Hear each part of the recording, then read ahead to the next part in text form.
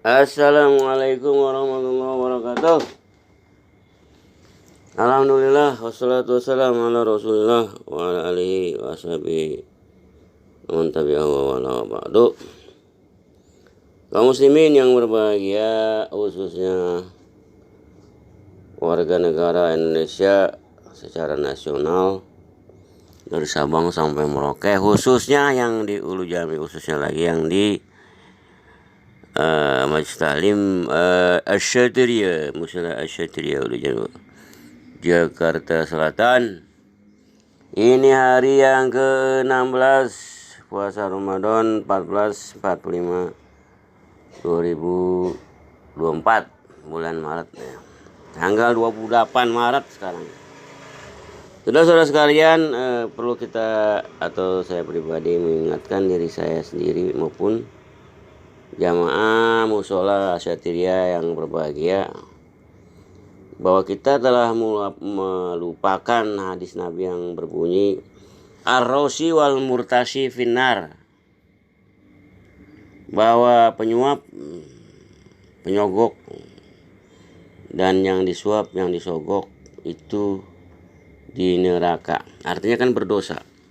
Artinya kita bermaksiat kepada Allah dan Rasulnya, bahwa kita ingkar kepada hadis ini. Saudara-saudara, kemudian ada lagi hadis yang menyatakan hubbud dunya wa karahiyatul maut. Suatu saat Rasulullah berceramah atau berpidato, berkhutbah yang antara isinya bahwa nanti suatu saat akan datang umatnya, maksudnya khususnya umat Islam ini, dihinggapi penyakit hubbud dunya wa karahiyatul maut. Para pendengar atau sahabat Rasulullah yang mendengar khutbah Rasulullah SAW ini bertanya, apa itu ya Rasulullah hubbud dunya wa karahiyatul, bukan hubbud dunya wa karahiyatul maut, wahan al-wahan. Suatu saat nanti umat Nabi Muhammad SAW, maksudnya khusus umat muslim Indonesia atau umat muslim seluruh dunia ini dihinggapi penyakit al-wahan. Nah, ketika itulah para sahabat yang mendengarkan khutbah Rasulullah SAW ini bertanya, apakah itu al-wahan? Penyakit al-wahan itu ya Rasulullah. Penyakit al-wahan adalah hubbud dunya wa karahiyatul maut. Ya, terjemahkan ke bahasa Indonesia, cinta dunia dan benci kepada kematian. Ini kita diingatkan lagi, atau kita jangan melupakan hadis Nabi yang menyatakan ar-rosi wal murtasi finnar, penyogok dan yang disogok, penyuap dan yang disuap itu di neraka, diancam dengan disiksa di api neraka. Artinya berdosa kan, kalau kita melakukan ar-rosi wal murtasi, kita berdosa. Artinya kita juga bermaksiat. Kalau kita melaksanakan ar-rosi wal murtasi, kita sedang melakukan maksiat, melakukan keingkaran kepada Allah dan Rasulnya. Kita melenceng dari Islam, kan begitu kira-kira. Walaupun kalau kita lihat di internet atau di media sosial bahwa Anies, ya, calon presiden kita itu, yang kubunya Anies dan Muhaimin, itu mendengar fatwa atau ijtihad Pak Anies bahwa apabila ada orang memberikan duit atau makanan, beras, Pak, sembako dan sebagainya, terima aja gitu. Terima aja dengan alasan kalau nggak menerima duit itu, pemberian duit itu dan pemberian sembako itu, dia kelaparan, dia nggak punya duit, atau mereka kelaparan, mereka nggak punya duit. Daripada kelaparan, sakit, bahkan bisa mati, atau kalau bayi atau balita itu kekurangan gizi, itu bisa stunting. Atau ibu hamil kalau kekurangan gizi, energi, kalori, makanan, ya, bla bla bla, anaknya, bayinya nanti, balitanya itu nanti jadi stunting. Jadi kalau dewasa, jadi dewasa stunting, kuntet, pendek, ya. Ya, barangkali bukan hanya badannya, jasadnya yang pendek, yang kuntet, yang apa lagi, ya stunting lah. Nah, khawatirnya juga otaknya stunting, otaknya jadi di bawah standar gitu, tidak punya IQ. IQ-nya IQ jongkok. Ini kan bahaya buat generasi Indonesia kalau mayoritas bangsa kita stunting. Nah, dengan pertimbangan inilah Anies menyatakan kalau ada orang siapapun membagi-bagi sembako, membagi-bagi duit dalam rangka pemilu, pilpres, pileg dan pilpres ini, terima aja, jangan ditolak. Karena itu penting buat makan, buat kalori, buat gizi, supaya jangan kelaparan, jangan stunting, jangan sakit karena kelaparan, jangan punya duit, nggak punya duit, jadi nantinya kelaparan, nggak bisa masak. Nah, itu pertimbangan Anies Baswedan. Dan dia kan kalau seorang memilih kan itu di bilik suara, ada jurdil ya, jujur dan adil, rahasia, jurdil dan adil, rahasia, nggak ada orang perlu tahu. Dan kita memilih itu bebas, siapa aja kita pilih presidennya, ya kan, calon anggota DPR RI maupun DPRD provinsi dan kabupaten kota itu nggak ada yang tahu kecuali dia sendiri, mereka sendiri, atau Allah Subhanahu wa taala yang tahu. Malaikat juga tahu, kelihatan, kalau malaikat ngelihat ya, iblis juga ngelihat ya. Hanya mereka dan kita yang bisa melihat, kita memilih siapa gitu, kira-kira begitu ya. Walaupun akhirnya ada orang yang salah memilih, menyesal ya memilih, karena yang dia pilih itu bukan yang pro kubu 01 atau kubu Anies ya. Karena dia mencintai Anies sampai nangis-nangis pada waktu kampanye terakhir di JIS, Jakarta International Stadium. Itu dia bela-belain, walaupun berdesak-desakan ya, kalau orang aki-aki mungkin bisa kinjak-kinjak, bisa luka parah atau mati gitu. Jadi kalau aki-aki jangan kesana waktu itu. Sampai dia berpesan begitu, itu saking cintanya kepada Anies. Tapi pada waktu dia memilih caleg kabupaten kota kok salah pilih gitu ya. Itu yang pro kubu 02 ya, para pilpres 02. Dia menyesal begitu. Bla bla bla. Pada saat itu dia sampai mengumpulkan uang sekitar 450.000 hasil arrosi wal murtasi gitu ya. Hasil suap, menyuap, sogok, menyogok yang sebesar minimal 100.000 rupiah, bahkan di plus dengan seliter minyak goreng ya untuk pelicin. Hidupnya jadi licin ya kalau dengan minyak goreng ya. Dikumpulin tuh dari pileg partai anu, diterima ya, walaupun udah janji suruh milih calon pileg itu gitu. Kemudian dia datang lagi, ada yang memberi juga 100.000, dia terima juga untuk memilih caleg ini. Dia okein juga, hampir jumlahnya itu 450.000, karena ada yang ngasih 150, ada yang ngasih 100. Menurut ijtihadiyah itu menguntungkan, walaupun dia ini adalah orang mampu ya, rumahnya gedong bisa 2 miliar ya, tapi masih bisa nerima. Tapi pas dia memilih salah pilih, bukan yang pro nomor paslon 01 atau Anies ya, dia salah pilih gitu ya. Karena memang ada caleg kita yang nggak sampai ke daerah dia untuk mensosialisasi dia harus milih siapa gitu, yang pro ke paslon mana, kan begitu.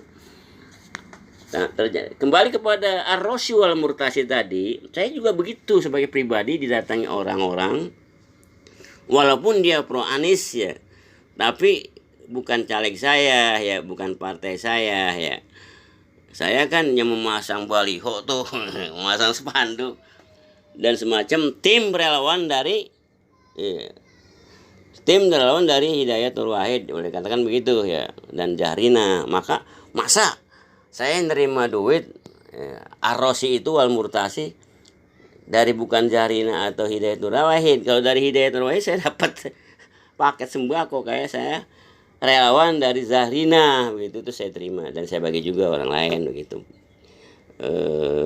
Kemudian ketika datang pileg lain dari partai lain, walaupun dia kubu Anies, tapi saya nggak ambil ya, kan saya nggak milih dia ya, maka saya nggak ambil gitu. 100.000 itu plus minyak goreng gitu, itu saya nggak ambil. Dan juga ada dari kubu paslon 02 ya, pileg ya, kabupaten kota, dengan saya harus memilih dia gitu dengan uang 150.000, itu tidak juga saya terima, karena Saya nggak milih dia begitu, sedangkan saya kan Jarina begitu.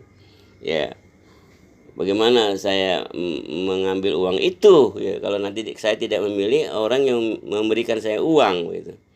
Dan bagaimana tanggung jawab saya kepada partai saya dan caleg saya karena saya memasang baliho bla bla bla.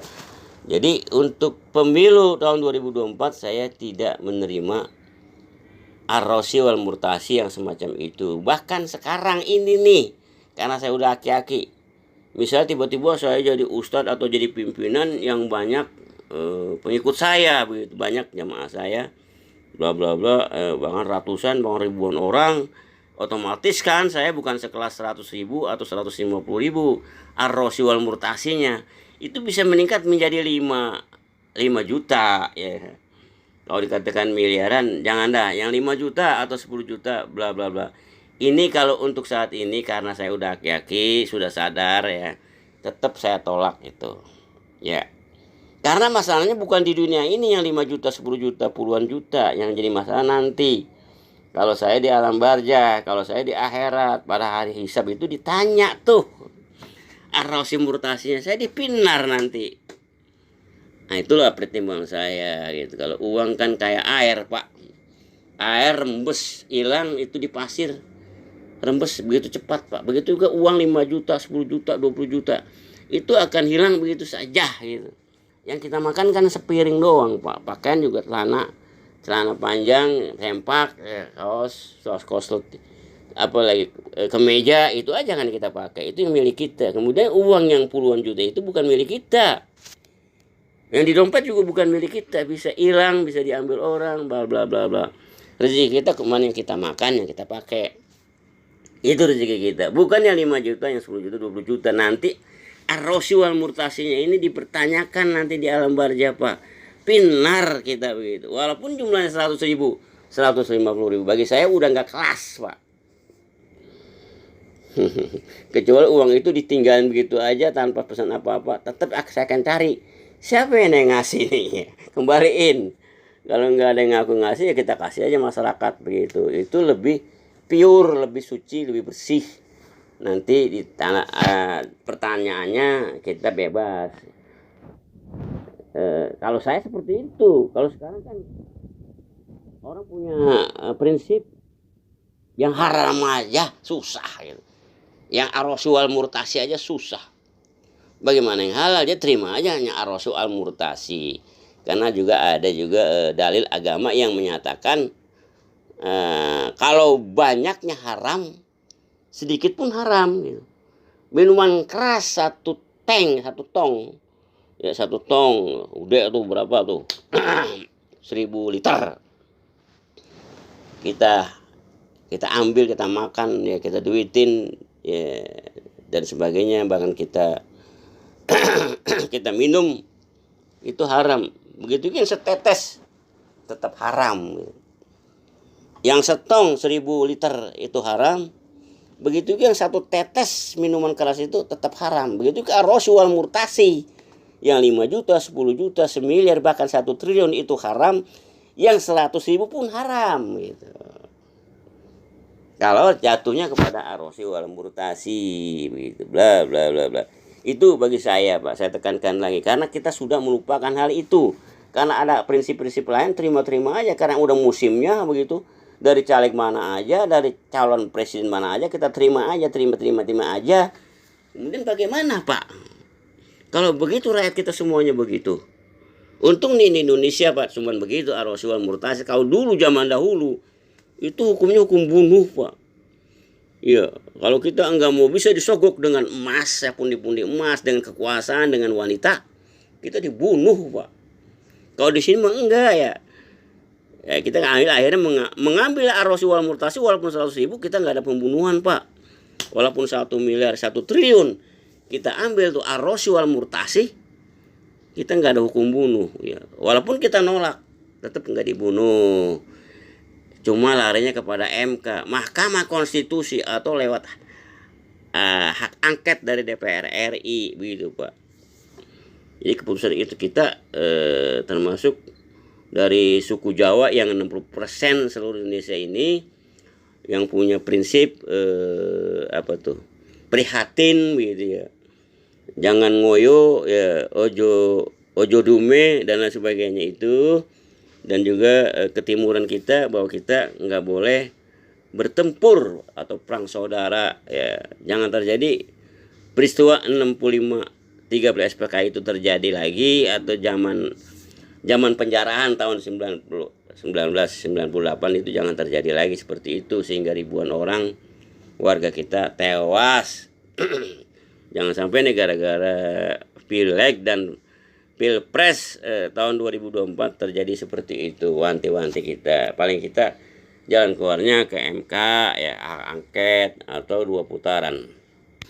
Tetap saya mengingatkan arosi wal murtasi tadi itu dicamkan masing-masing pribadi ya, kita tanggung jawab nanti di alam barzah dan di akhirat gitu. Jangan main-main masalah ini walaupun di dunia Pak. Itu saya udah mencoba Pak, udah mempraktekkan itu, berpraktek atau berlatih untuk berlaku bersikap ikhlas. Ya, mengikhlaskan 100.000 dan 1 liter minyak goreng itu tidak kita terima karena arosi wal murtasi. Itu kan kita berlatih untuk ikhlas, merelakan itu lepas dari kita gitu, karena itu sifatnya dunia. Begitu yang 100.000 yang lain maupun yang 150.000 itu kita ikhlaskan, kita tidak terima, kita tolak gitu. Kita nggak apa-apa, kita nggak dapat uang 150.000 rupiah, kalau itu jatuhnya arosi mutasi, dompet kita kosong, nggak apa-apa, kita berlaku ikhlas gitu. Itu kan cuma beberapa hari terasa ya, kita rugi seolah-olah nggak dapat yang 100.000, yang 150.000, bahkan 150.000 karena beberapa caleg kita terima, termasuk sembakonya dan sebagainya. Itu hanya sedihnya kita nggak dapat itu kan beberapa hari doang gitu. Tetapi setelah beberapa minggu, apalagi caleg yang kita pilih seperti Jahrina itu sukses menjadi anggota dewan, dan dia adalah anggota dewan DKI Jakarta Dapil 7.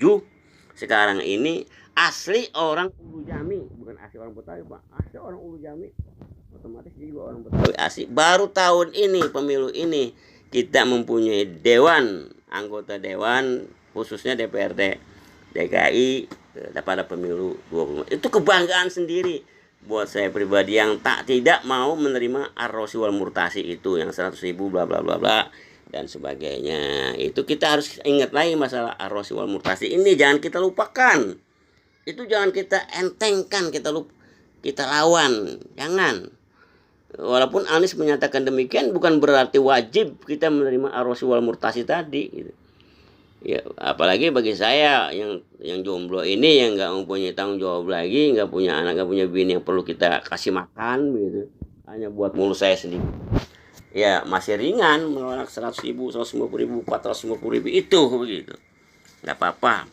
Biasanya kan saya nyari tuh di pakai motor Pak, mana-mana itu saya terima ya. Misalnya kampanye terakhir di gedung Bung Karno misalnya, itu kan bisa dapat 100.000 ya, kalau kita hemat bisa pulang membawa uang 75.000 atau 50.000. Itu kita kumpulnya emang bisa sampai 450.000 begitu ya, bla bla bla bla. Tapi itu tetap arosi wal murtasi karena kita tidak memilih paslon nomor 2 itu. Kita harus satria di sini, kita belajar ikhlas di sini.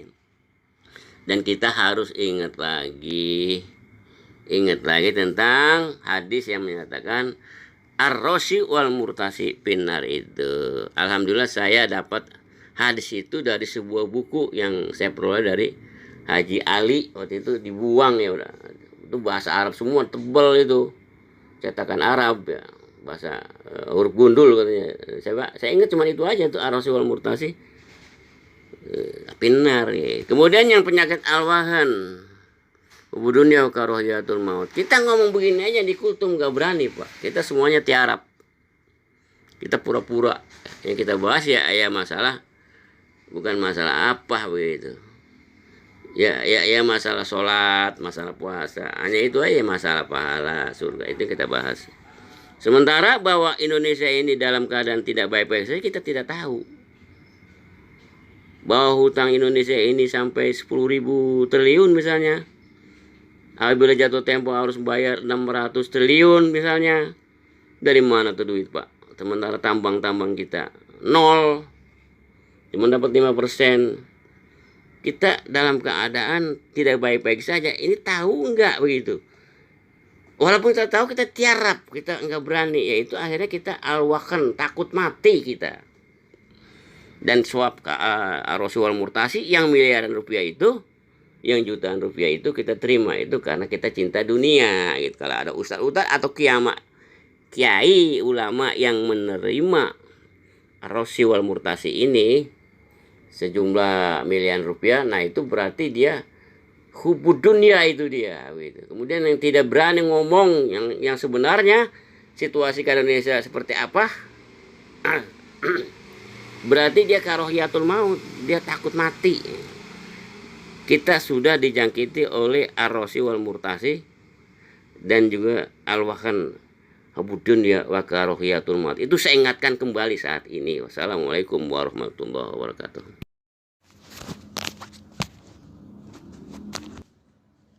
Salam satu Tuhan.